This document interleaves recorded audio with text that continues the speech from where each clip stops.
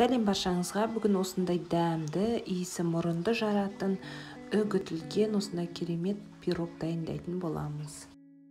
Алдағы жаңа рецепттерді жіберіп алмас үшін каналыма жазылыңыз, және де рецепттерім ұнап жатса лайк басып пікір қалдыра кетіңіз. Ал бастайық. Таза ыдысқа 5 жұмыртқаны шағып салып, үстіне қант салып, миксердің көмегімен ағарып, көлемі 2 есе ұлғайғанша араластырамыз.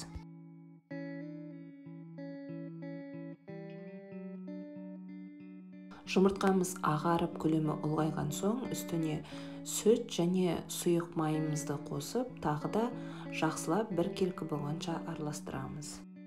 Сосын бір апельсинді тазалап жуып, оның цедрасын, яғни сыртын үккіштің көмегімен осылай үгіп шығамыз.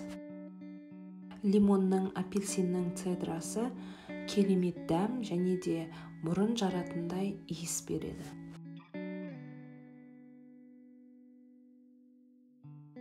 Сосын сол апельсиннің шырынын қосамыз.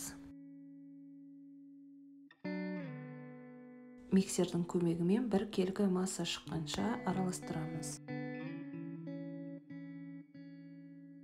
Үстіне ұн және де бір шай қасық қамыр қопсытқыш қосып, миксердің көмегімен орташа жылдамдықта бір келкі масса шыққанша араластырамыз.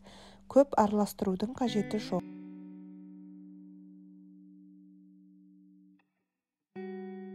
Осындай қою қаймақ тәрізді масса шығады.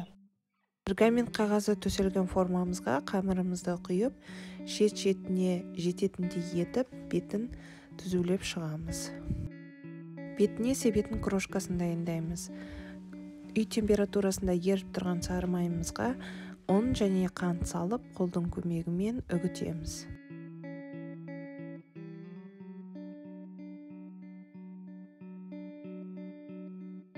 Крошканы пирогымыздың бетіне сеуіп, қызып тұрған пеште 180 градуста 35-40 минутқа қызарғанша пісіреміз.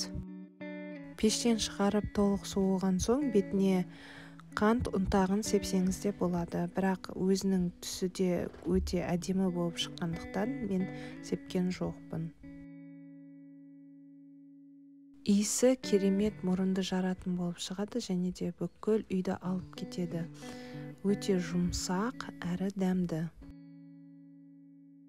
Астарыңыз дәмді болсын. Сіздермен болған Құндызай.